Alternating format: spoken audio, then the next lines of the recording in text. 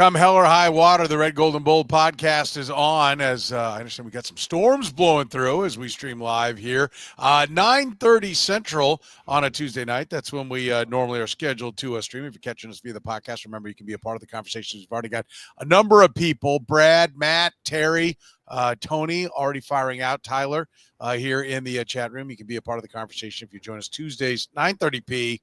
Fridays at 10 a.m. We've got a lot of ground to cover. Sam McDowell is back. You can see him here. Trials and tribulations of Sam McDowell getting back from the owners' meetings. That should be an interesting conversation. Andy Reid having some comments. Rashee Rice, a lot of conversation. Sam talked to Andy about Rashee Rice. Does he solve all of the Chiefs' offensive problems? Is the return of Rice bigger than anyone they could have added in free agency or what they trade? We'll discuss that. The expectations for Rashee Rice this year, Isiah Pacheco, Andy Reid confirmed that he wasn't healthy. I think you could see that by watching him play. What can we expect from him this year? Travis Kelce's working his tail off.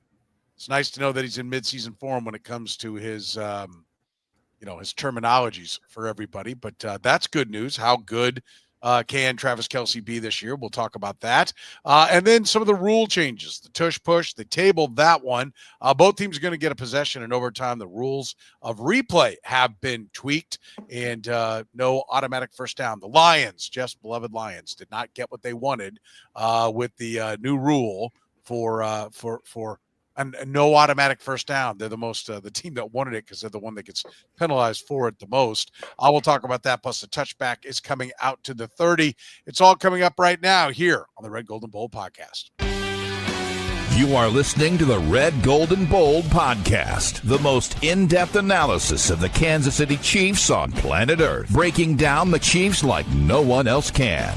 Red, Gold, and Bold is hosted by Jeff Chadiha, Sam McDowell, and Soren Petro. Jeff Chadiha is a senior columnist and on-air personality for the NFL Network and NFL.com. Sam McDowell is a columnist for the Kansas City Star. Soren Petro is the afternoon drive host of the program on Sports Radio 810 WHB in Kansas City. The Red, Gold, and Bold podcast is proudly brought to you by Gann Asphalt and Concrete, Kansas City's nationally recognized full-service paving and pavement maintenance contractor, making parking lot problems disappear in Kansas City since 1994. Free consultations, no commissions, in-house crews, and every project comes with a written warranty. Find them online at GannAsphalt.com or call 816-484-3338. Gann Asphalt and Concrete, one contractor, all things parking lot. Now, here are the hosts of the Best Chiefs podcast, Jeff Chadiha, Sam McDowell, and Soren Petro.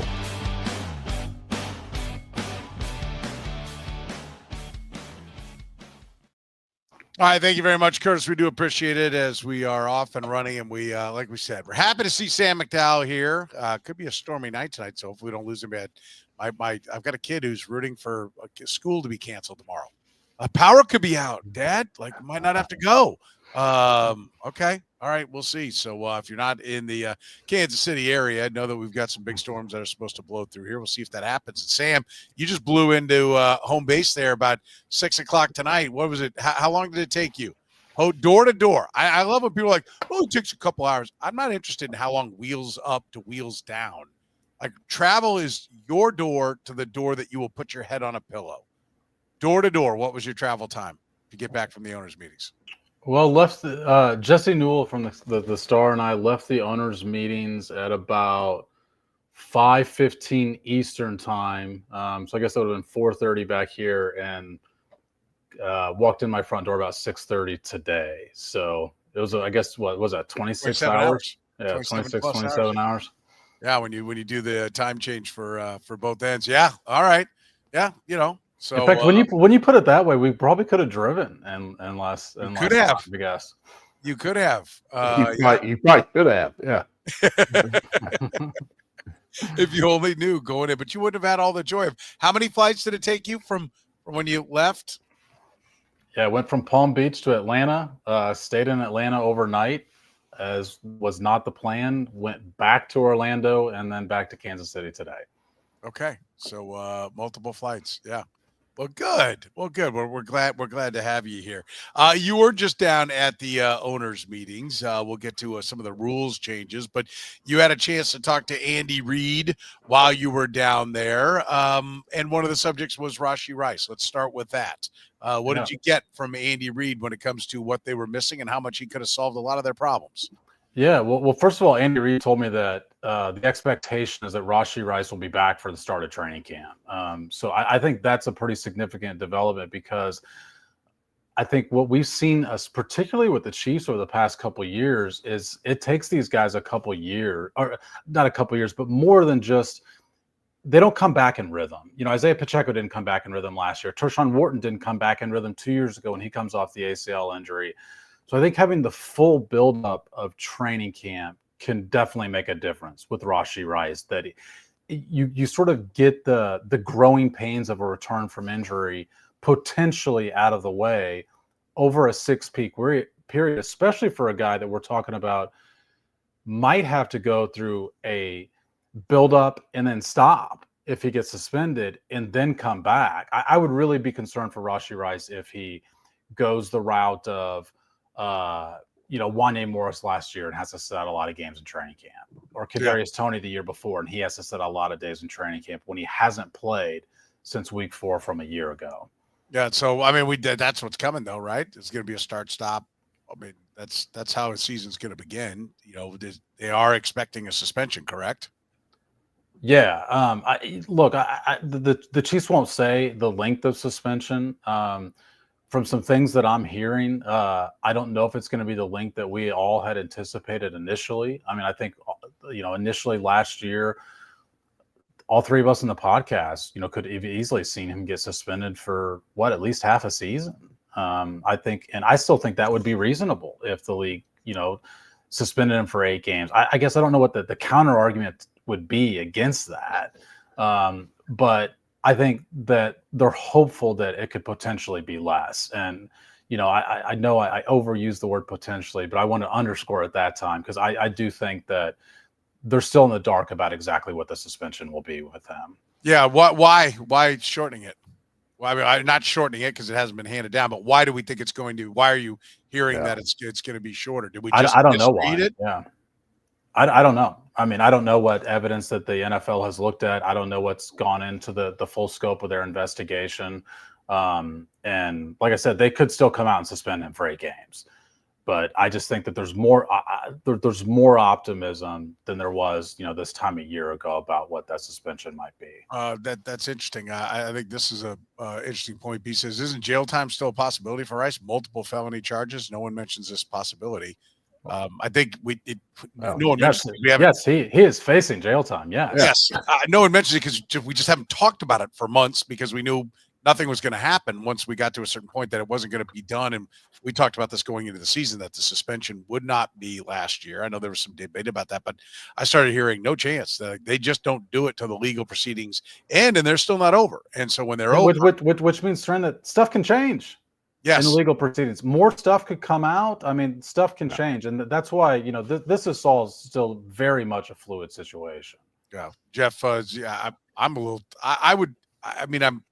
Is it just that it's like the video's not fresh in our mind, and so people are saying, "Oh, I don't remember it being that bad," or is it that when the video is fresh in your mind, you tend to overreact?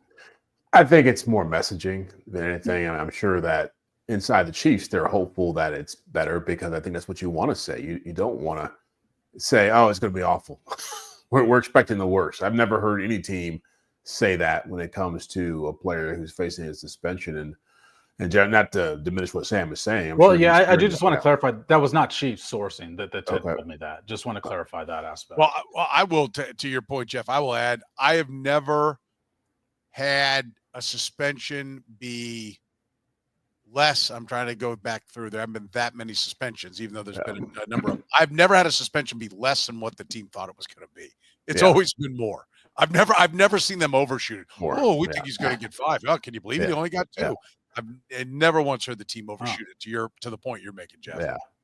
Yeah. And what the NFL has always done, or at least since the Ray Rice situation, changed their whole calculus for these kind of things, is they've always taken the road of we'll hammer away and then we'll see if there's a reason to minimize it or diminish it on appeal.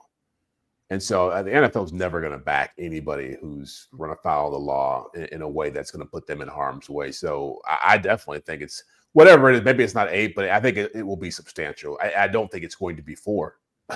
I think it will certainly be enough to where it will have an impact on their season, because what he did was national news. And when they come out and suspend him, they want to make sure that they are sending the message that we don't condone players tarnishing the brand. So did you get a number from anybody, Sam? On what? I mean, you say you think it might be less. I think when I say less, I'm talking 4 to 6. I'm talking something that's less than that 8-game number. But like I said, I mean, there's a lot that can change. This is still very much a fluid situation. I don't want people to get the idea that that's a prediction of any sort. Yeah. I'm just saying that was not even in the range that I was hearing this time a year ago. It's just within the range of things that I'm hearing now that's at least a possibility. The possibility does not mean certainty. It does not mean even likelihood. Like I said, if he gets suspended for 8 games, that would not surprise me. Even based on what I told you that I've heard, like if he gets 8 games, that would not surprise me. All right. So now, how much of the problem on offense does he solve? What was the vibe you were getting from Andy Reid? So I think Rashee Rice was missed more than we give, I guess, the blame of the Chiefs offense for a year ago.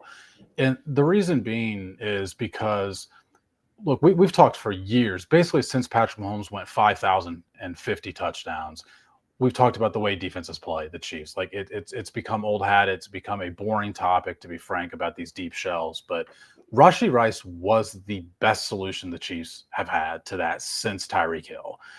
And Tyreek Hill became a solution to that, not because he could take the top off the defense, but because Tyreek Hill became a complete receiver who found ways to beat defenses underneath. Rashee Rice has been that answer for I looked up some numbers today. In 2023, so his rookie year, when none of us think he was great in the first half of the year, he became a much more complete receiver in like week 11 and on.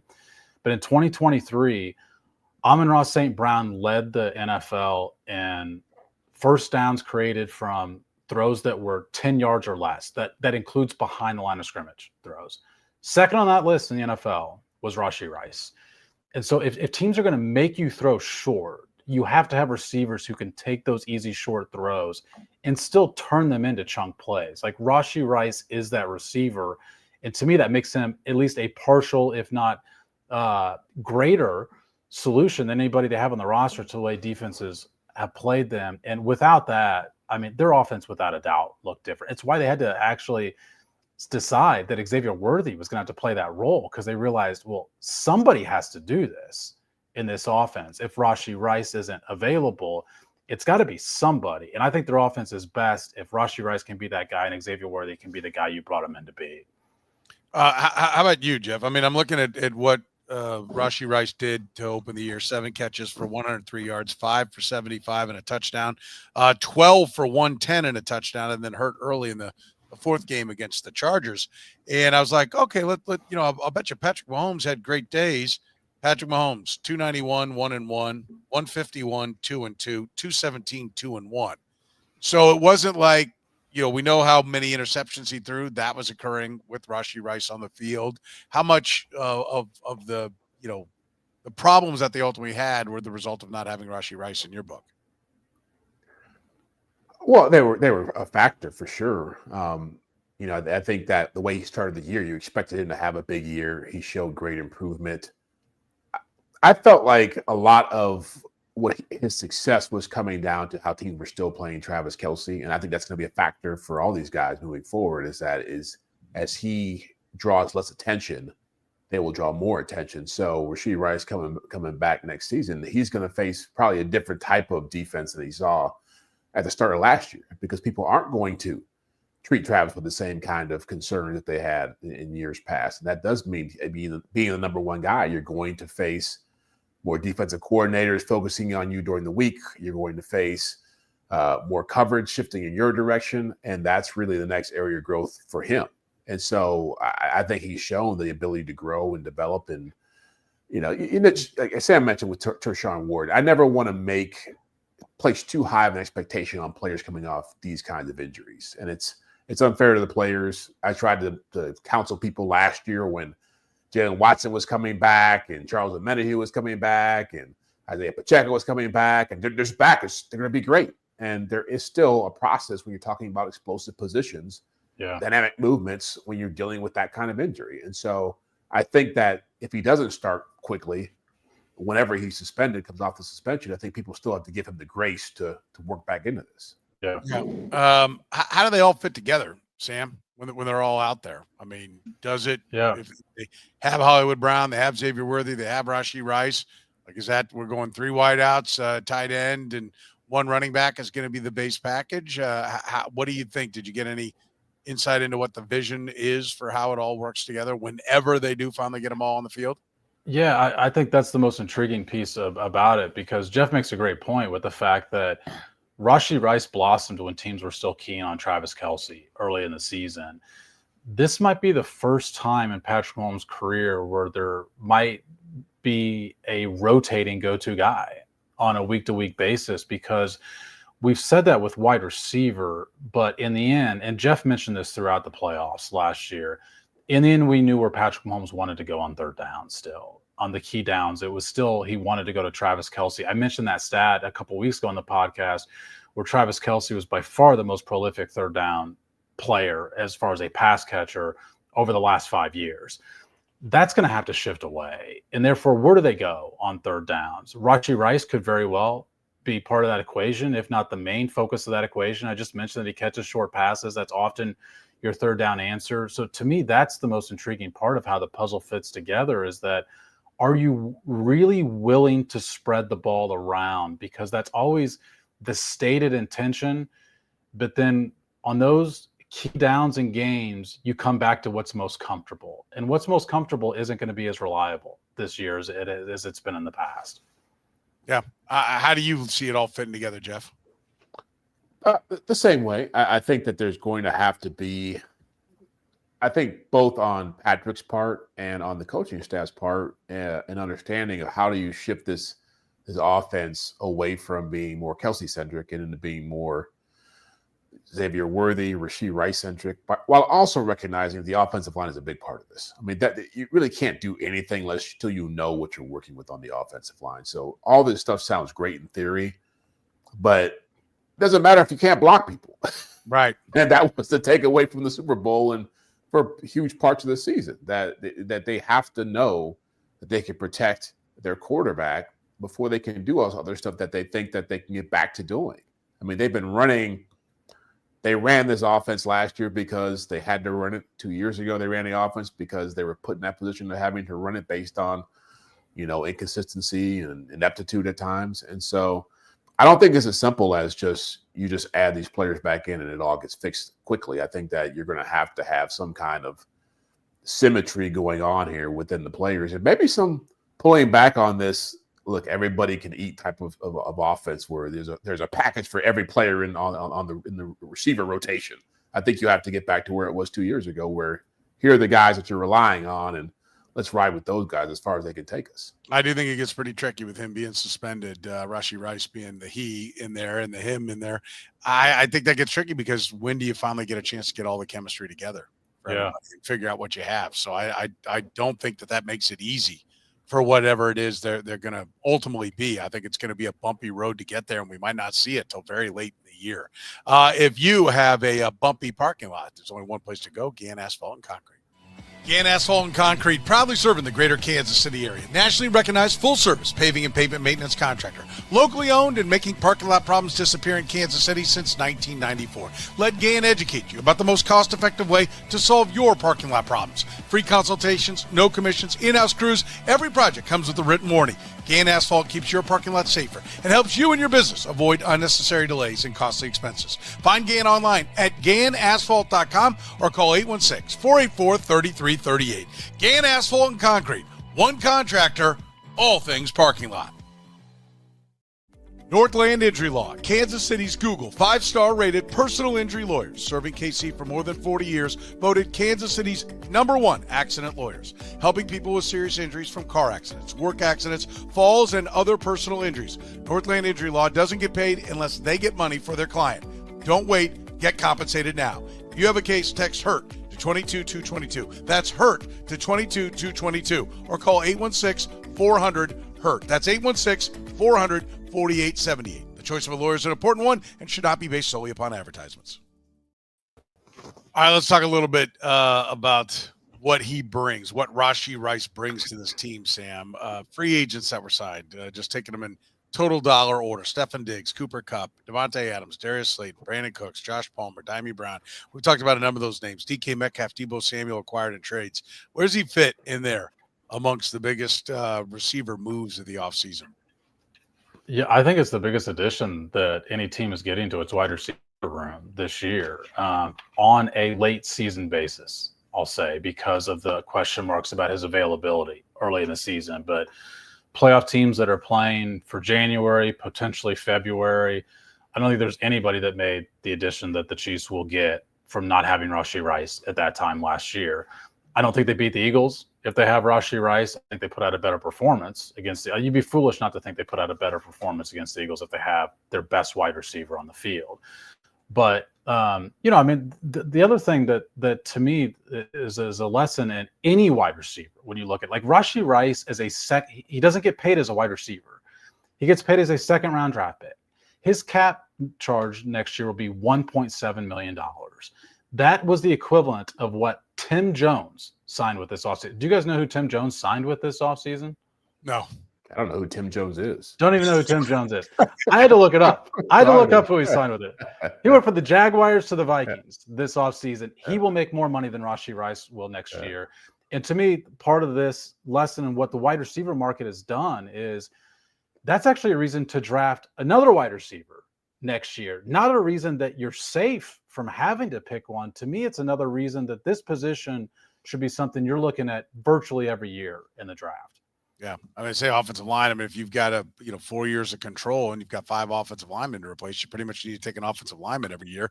I'm with you on taking wideouts and keeping them cheap, and then flipping the ones that start to get expensive if you can hit on it enough. That's another. Well, sorry to interrupt, but that's another great point. Look what Seattle did. They get it cheap years out of DK Metcalf. Then you get a pick back once he becomes the most expensive player. Yeah, I mean, I think it's good business. I think it's where the Chiefs need to get. I mean, I think, in fact, if Trey Smith ends up playing on the franchise tag, he should have been traded, right, for whatever they can get. I think that's going to be one of the things that they have to get a multi-year contract on. They can't be going 1 year carrying that kind of number. And so I think it is an important one. I think because of that, Trey Smith's got some leverage. And I think if Rashee Rice would have a great finish to the year, that's the other thing is he's in year 3. Yeah. So, like, extension decision starts to come up after year 3 because you've only got a 4th year. If he goes into that 4th year, he's going to play it out to free agency. So it gets difficult if he does get suspended for 8 games. I mean, to think that he's going to come back, hit the ground running, be what I just said he was coming off a full training camp where he was averaging, 89, 90 yards a game, 2 touchdowns every 3 games. I mean, those are big numbers if he does that all year long.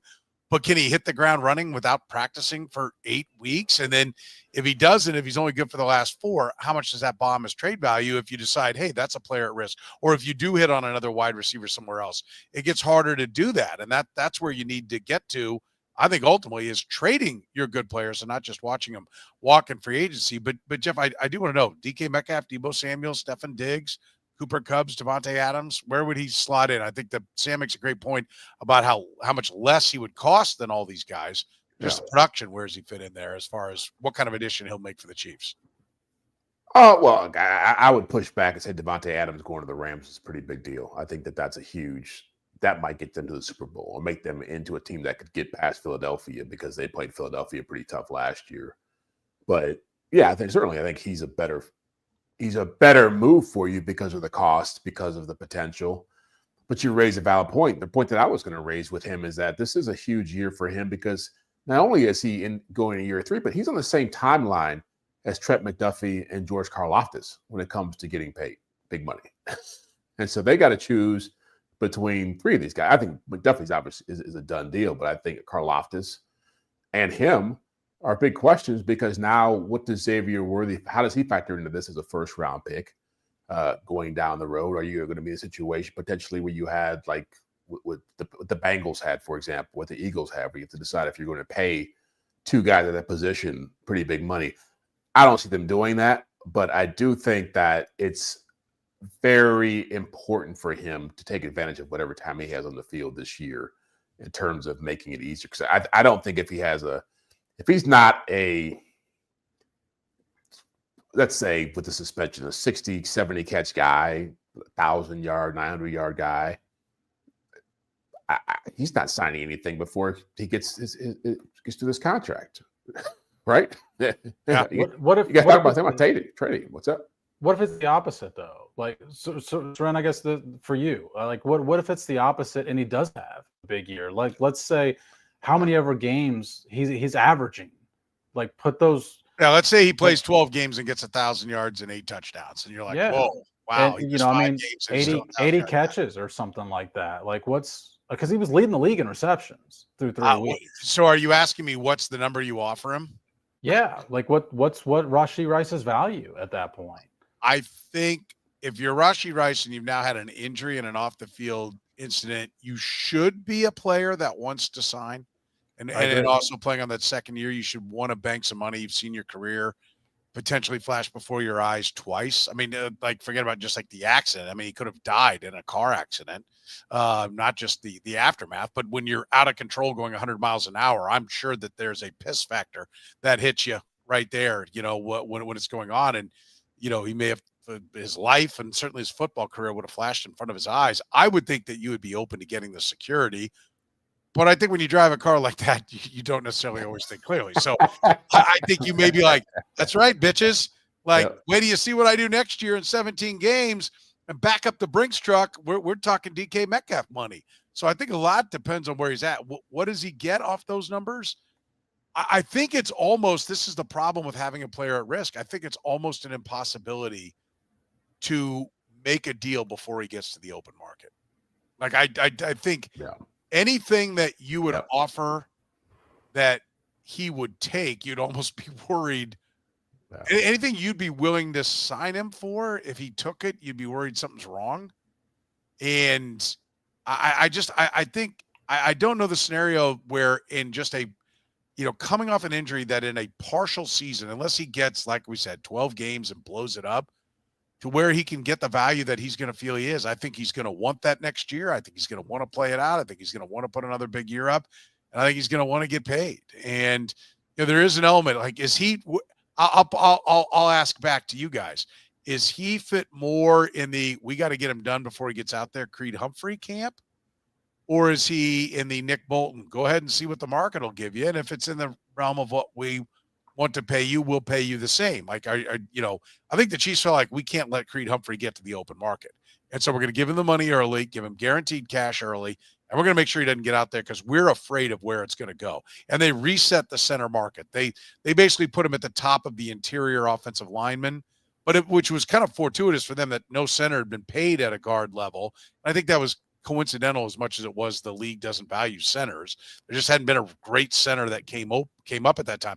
But, they got to be able to be like, dude, you're the highest paid at your position by a lot, and you're as highly paid as anybody in that interior part or close to it. I mean, I think that was kind of easy to get done, but I just don't see the scenario where that appeals to Rashee Rice, Yeah, I think he's in the Tyreek Hill camp, which is, hey, if we can't get this done in a certain amount of time, maybe it's best to figure out what kind of value we can get for him elsewhere. Like, that to me is very much a possibility with him, just because, again, I just don't know. I haven't been around them enough to know how they feel, Xavier, where this career is going to play out. But if you spend a first-round pick on him and a second-round pick on Rashee Rice, usually that favors the first-round pick to get the second contract. And I just don't know if you're talking about paying Rashee Rice, you're talking about playing in a $30 million a year range. I don't care. Yeah. He's not taking anything less than that, because there are guys, the Brandon Ayuk's, the Jalen, who's the kid in Miami with Tyreek? I forget his name. Jalen Waddle. Yeah. I mean, those guys are in the $30 million a year range. And so you're not even starting a conversation with him without that being part of it. Does he, I mean, I'm not, and I tend to agree because I think that's what it's going to take. I don't know that necessarily that's what he'll get. Obviously, a lot of this depends on what he does do, what happens in the case, what else might come out from the case. I mean, there's so many unknowns here, but I do think that he's going to be talking about $30 million. And do we see a $30 million receiver?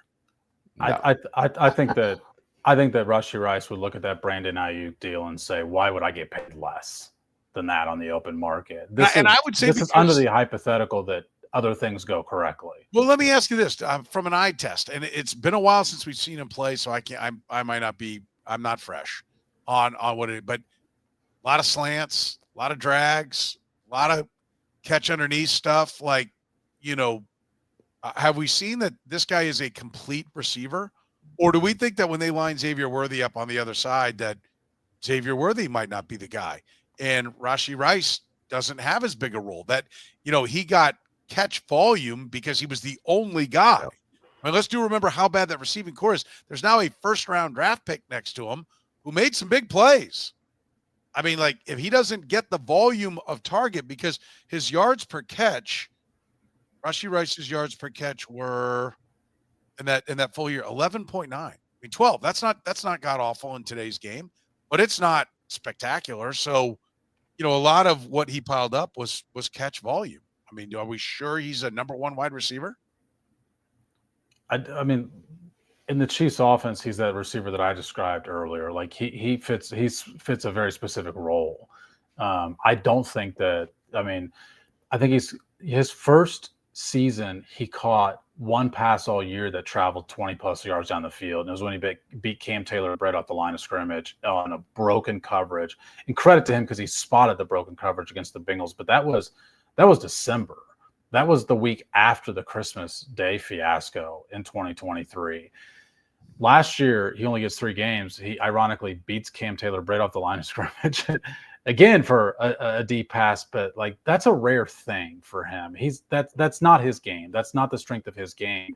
Sure, he can improve in that area and make that a more frequent thing, but that's never going to be what you call his strength, to your point, Soren. Like he's always going to fit, to me, that you're playing to his strengths if you are borrowing Andy Reid's phrase, but also putting it into practice, which is you give him the ball and let him play like a running back after he's got the ball in his hands and say, if you don't allow us to have air yards, we're going to get the yards after the ball is in his hands. Yeah, he's Deebo Samuel. Like he's that kind of player. Yeah. And Deebo Samuel's making a big check. Yeah. I'm with you. Him too. I have not seen Deebo Samuel be the complete wide receiver that you'd say is wide receiver number one. But if you're, when teams need wideouts, I kind of feel, and it didn't end up materializing with Nick Bolton, I kind of feel like there'll probably be a team that's not very good, that has a bunch of cap room, that throws too much money at him if he gets to the open market. And I think if your goal is to make the most money, and he does have a championship ring on his finger, so that's not, something he's after, then I don't know that the most money is going to be in Kansas City. And so I think they need to be looking around at wide receivers as well. Let's talk a little bit about Isiah Pacheco. Andy Reid said to you, Sam, that he was never healthy when he came back. Did he come back too soon? Did he actually hurt the Chiefs? Did he hurt his game? Where does he sit right now with the Chiefs? Yeah, Jesse Newell asked Andy a bit about this at the NFL annual meeting Monday. But, I think in retrospect, look, he wasn't a productive player for the Chiefs after he came back. We hardly saw him and in the playoffs even. Like, can you remember his most effective play after he came back? He wasn't an effective player after he came back. So, yes, in retrospect, I think it would have been better if he had waited more time. Now, I don't know the ins and outs of that injury well enough to know, does an extra week help him? Does an extra 2 weeks help him? Eventually you're getting to the point where the entire season is getting away from you. Like you can't return in the playoffs after missing 3 months, I don't think, at that position. But there's no doubt that like he was not the same player after he came back. So Andy Reid's optimism lies in the fact that he thinks he'll be back to being the guy he was beforehand. But like we saw what we saw after he came back. And even if you credit the injury for it, I don't think you can just go into the season. This is specific to the Chiefs with a deep running back class. You can't go into the season under the assumption he's going to be that guy. You can certainly hope and play it out to game plan to best put him in that position to be that player. But I don't think you can go in there with the assumption that that's going to come back out of him immediately. Jeff, is he going to be the lead back, a true number one running back this year? I think they're good. I think they're setting themselves up to be a running back by committee offense. He might be the first guy on the field, but he might not be the guy who ends up with the most carries. And Sam's right. I hope he comes back in better shape than what we saw at the end of the year. And there's probably a likelihood he'll be better than that. But will he be what he was when he was at his prime? That's still hard to know. It might take him another year to get back to that level. And that's why, I understand the Kareem Hunt return. I just think I'll be more excited about this backfield if they draft a young kid. I agree. Who is in this, they found Pacheco in the 7th round of the draft. If you spend a 3rd or 4th round pick, a 2nd or 3rd day pick on a guy who's got more upside, who's going to bring more athleticism and maybe more versatility to it, I think that makes me a lot more optimistic about what they can have in their backfield than just what they have right now. Or even a 1st round pick, right, Soren? God, no. Although, I mean, listen, I know they took Clyde Edwards-Helaire at 32, but it'd have to be a very special case for me to be like, let's sign off. Yes. Ashton Genty's still there. Okay, I'm ready to listen. But beyond that, even the kid from North Carolina, I know is getting a lot of run. He's going to go in the 1st round as well. I'd have a tough time doing that if I'm the Kansas City Chiefs, just because I don't know that he's that much better than the other running backs. I mean, I did a thing a long time ago about the rushing leader is way more often not a 1st round pick than he is a 1st round pick. So, I think people are hip to how that works. Did he come back too soon? Like, did he hurt the team by coming back, or did he come back because Kareem Hunt was on empty? Carson Steele can't hold on to the right. Forgot his name. Can't hold on to the ball. Not even been here a year. He was your guys' pick for his breakout player. Now he's the forgotten. Now he's the forgotten player. Let me tell you something. Half hour into the season, we were freaking geniuses. Right. Okay? Johnny Carson. Yeah, but did did they just absolutely need him? Whatever he gave him, just to be, if anything else, a decoy threat. Yeah, I mean, I spoke to where the running back room was at. I mean, Kareem Hunt was terrific when he hadn't played and his body was fresh for like 3-4 weeks, but it just gradually went downhill with Kareem Hunt, with the exception of his effectiveness in short yardage. But to me, that's what I ask myself with Isiah Pacheco is like, what does he hang his hat on doing better than anybody else does this season? If they draft a running back, if they draft a guy who's an early down back, because I don't know they have 4 running backs right now. Who is their best pass protector? Who's their best pass catcher in that room? Like, I still don't know who fills those roles because it's not Isiah Pacheco. Kareem Hunt's terrific in short yardage. And so I'm just wondering, like, where exactly does Isiah Pacheco fit in if you draft a running back? Like, is he still your 1st and 2nd down running back? In which case, why'd you draft a running back? Like, it's a weird spot to me for where Isiah Pacheco fits in right now. I'm not saying he doesn't fit in. I don't know exactly, like, what's his best strength where he says, I have to play in this down in this situation next year.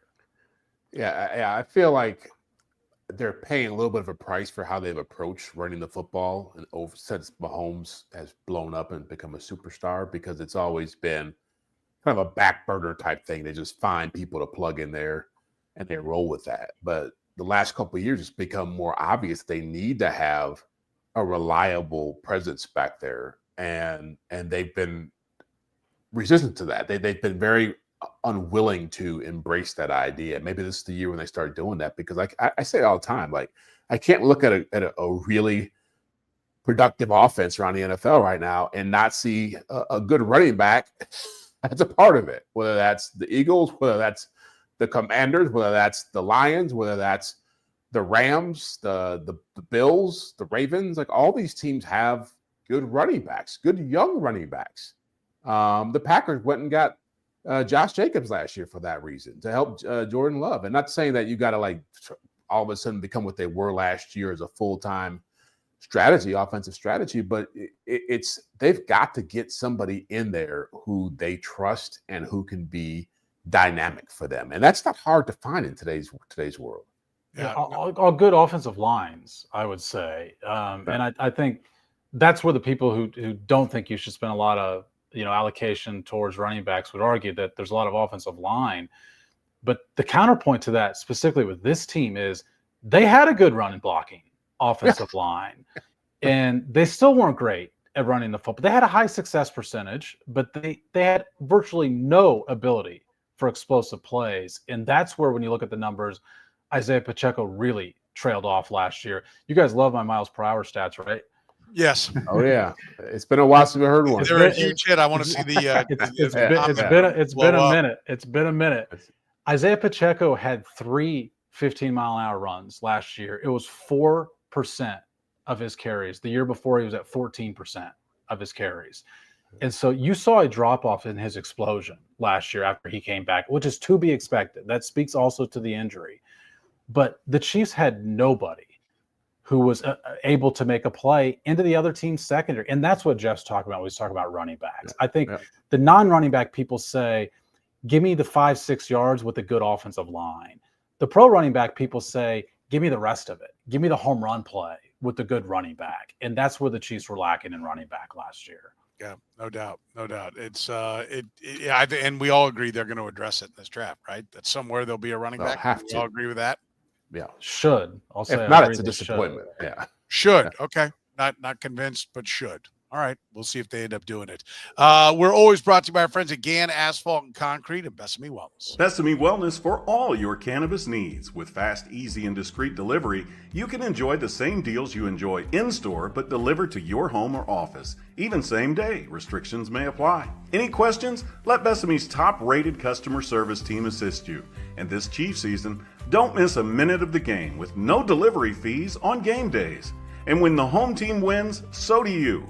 Use promo code 3PEAT and receive some extra free goodies with your next Besame order. Don't forget, you can still use promo code podcast25 to save 25% on your entire order for online delivery or at any of their 5 area Besame locations. Gann Asphalt and Concrete, proudly serving the greater Kansas City area. Nationally recognized full-service paving and pavement maintenance contractor.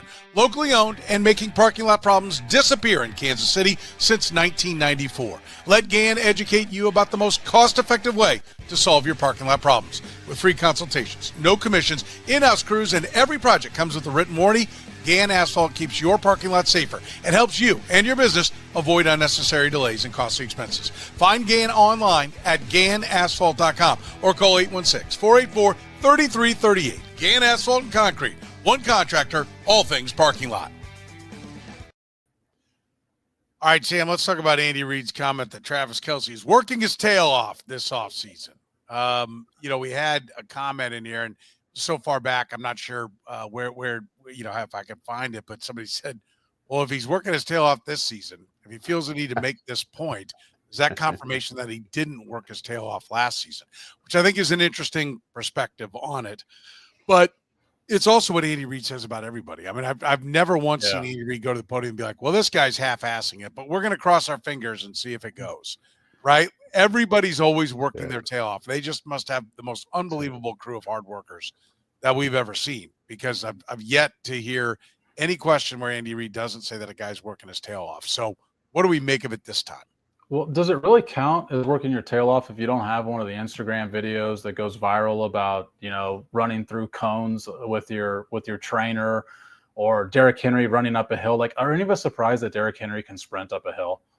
Like, I just watched the guy run for almost with the parachute. I just watched the guy run for almost 2,000 yards. Like, it did not shock me that he was able to sprint up a hill. It does not shock me that Isiah Pacheco is able to, in front of a camera, like, cut an open space. Like, I anticipated that guy was able to do that. I mean, you said it, Soren. I mean, like, the proof will be in the pudding in training camp for me, for where Travis Kelce's at. And I will say, I don't think he came into as bad a shape in training camp as a lot of people thought. Even I think as the Chiefs may have feared based on the summer that he had last year. Obviously, the tour season for his girlfriend's not there. So I think that they are hopeful that he's in better shape. But you don't have bounce back seasons at 36 years old. And also at 35 years old, his last year was not a down year. It was the gradual aging common curve for most players hitting him later than it does most other players. Like, that is still a terrific 35-year-old season. I think it'd be really tough to sit here and say Travis Kelce's going to explode for a better year at 36. How about you, Jeff? Are you expecting a big year? Does this say anything to you, or is it just coach speak? It's coach speak. Look, I was around Jerry Rice at the end of his career in San Francisco, and I was around him with the Raiders, and he worked as hard as anybody. There was never anybody had to say Jerry Rice is working his tail off, because he was doing that every year. And as Sam said about Travis Kelce, you saw the same thing with Jerry Rice. He just gradually went down every year. And it's always – players will tell you that they're always the last ones to recognize when it's slipping away.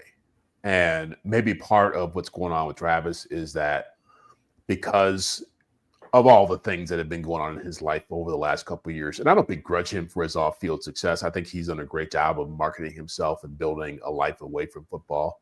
Yeah. But that also can delude your focus a little bit.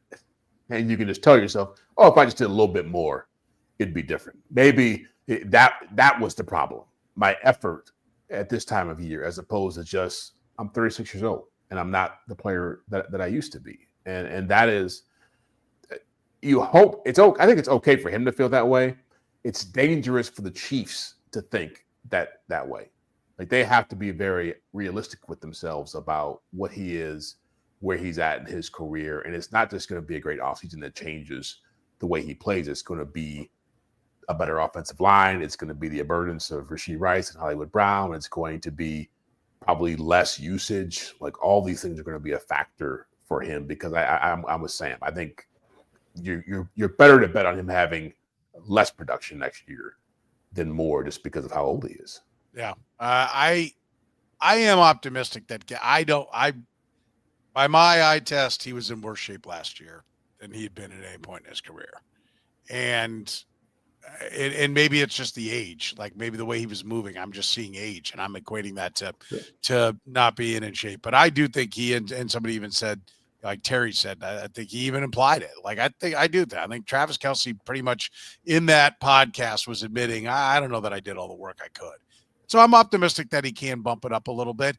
I'm optimistic that having Xavier Worthy and Rashee Rice around him, Hollywood Brown healthy, will open things up underneath, that he'll be a bigger threat, that it won't be that he's any better or in maybe not even in better shape. I think he better be in, he needs to be in better shape. But it may just be what happens around him that we end up seeing a better statistical year, because they've got more threats that get him, more space to work. But he needs to get his ass in the gym. I mean, it needs, just because he's getting older. The older you get, the harder you have to work. You said it, Jeff. We did eventually see Jerry Rice slow down at like 40, but at like 36. I mean, to your point, now, he played outside where Travis Kelce plays on the inside, so we're not comparing apples to apples. But, right, this is going to be Travis Kelce's 36-year-old season, correct? Yeah. Jerry Rice played 16 games, was 82 for 11, 57, and 9. That's what he did at age 36.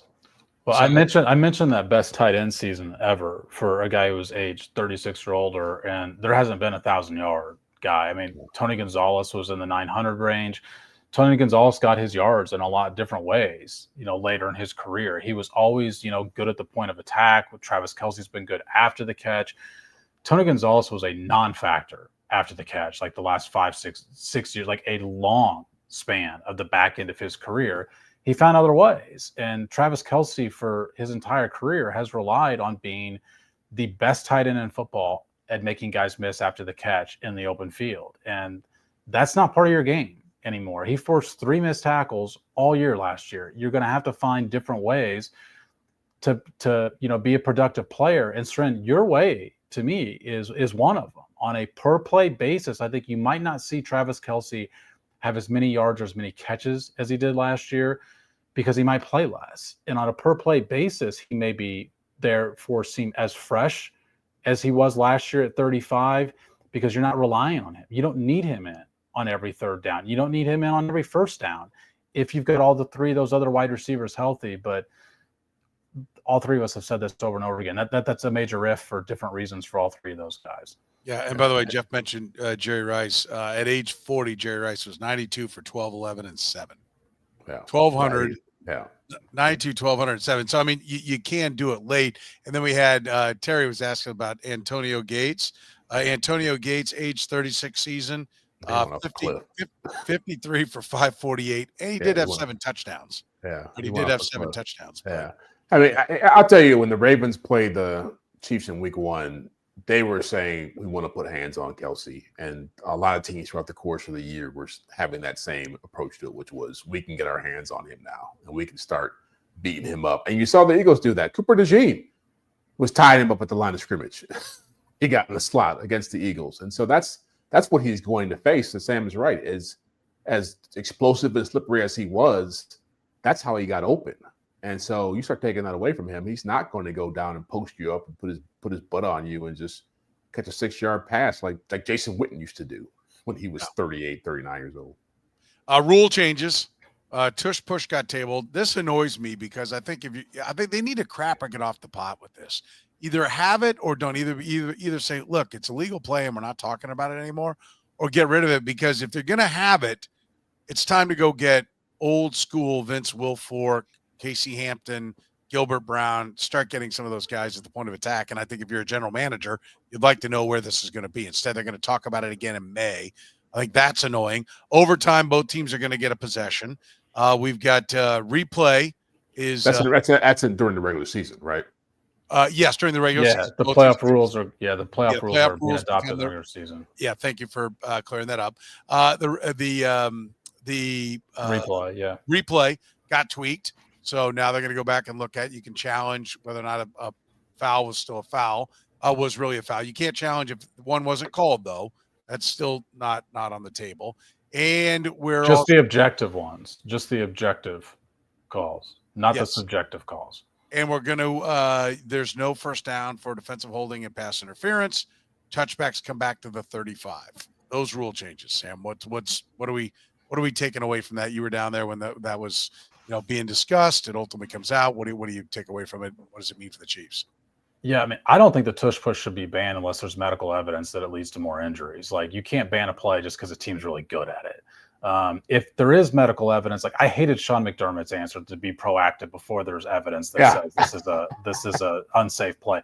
Like, if there's not evidence that says it's an unsafe play, the play should be part of the game, and other teams should figure out a way that they've got to stop it. The only other one, I guess, that sticks out to me is the touchback thing was so predictable last year that this was not going to be enough of an incentive to prevent people from kicking the touchbacks. And so people are going to hate the touchback at the 35, but they're not going to hate seeing kickoff returns again. Like, to me, that was one of the more exciting plays in the game that just went away. And so that I don't mind seeing the kickoff back. I will say, though, from a media standpoint, if you call it the dynamic kickoff, you're outing yourself as being a sucker for the league. Like, we do not need to call it the dynamic kickoff. It is not dynamic. That's the reason they're changing it, because it was not dynamic. Yeah, I love it. What are these rules? How do you react, Jeff? What jumps out at you? Well, I'm with Sam on the tush push. It does bother me that there's almost a marketing campaign out there to try to get it eradicated by using league doctors to say, well, hey, if it's the potential for serious injury is there, and that's what a lot of coaches seem to be using as a way to push it out. I think if it's successful, find a way to stop it. And I'd like that there were coaches who were saying that, look, they found a way to be innovative, and we want to give them credit for that. And so we got to find a way to stop it. But I also understand that this is going to keep coming up. This is going to keep being a part of it, because you've got a growing contingent of people who don't like the idea that they do this, and they succeed at it at a crazy rate. I think I forget what coach said it, but if you don't want to have it be this way, then just don't let anybody push anybody in the back. Let's just cut it all out, because it's happening in all kinds of different ways. So hopefully they keep it. I like it. Good for the Eagles. I think for me, the biggest ones that we saw was just the instant replay and how it affects, roughing the passer and some of these penalties we've seen become very controversial. I think you should use it more in those moments to be able to know if somebody is, flopping or if they're hitting a way that looks worse than what it actually is. I mean, the game moves so fast and officials are human. You need to have a way to not destroy teams in the course of games with penalties that just aren't happening. So I'm all in favor of that. It's basically going to be on the roughing the passer. Like, you're going to be able to check if a helmet was hit on that. If you call it helmet to helmet, like that's what I mean by the difference between objective and subjective. Like, it's objective if you call it helmet to helmet. Was it helmet to helmet or was it not? And what I actually like about this replay thing is this is being used a lot more than people realize. And that's a good thing. Like, go watch March Madness this month. When they replay a play because it's a 5-minute break in a game. The NFL's done a really good job of minimizing the time that's lost in a game on these replays. And if that continues to be part of the equation, I don't see why anyone would have a problem with this. Yeah. To me, the replay is pretty simple. You have a timeout, you can challenge anything you want. And if we look at it and go, yep, you're right, you keep your timeout. If not, you lose a timeout. When you're out of timeouts, you can't challenge. Yep. And it would solve all this. Like, the minutia of all this, you just challenge anything you want. Challenge anything you want. We'll look at it. What do you mean anything? You mean subjective calls too? Like, it was a disaster when they challenged pass interference that year. I mean challenge. I think if a flag is thrown, you can challenge that it wasn't. Right. I don't like I want to go back and I agree with you. That was a gross overreaction to the Saints-Rams playoff game, and it was. They basically just sided with the official on the field every time, and it was a complete waste of time. But I think if you throw a flag, we can challenge it. And so if we've got a timeout, we can challenge it. If we don't, we can't. I'm all for keeping the game moving and challenging things that matter. I'm tired of watching them spend 20 minutes, and it's not 20 minutes, but spend 3 or 4 minutes on where a ball is spotted, and it's a yard different. Well, it's in between a first down or not. Oh, well, it's the second quarter. Like, let's play ball. If you want to waste your time out here, okay, but I don't, there's way too many replays.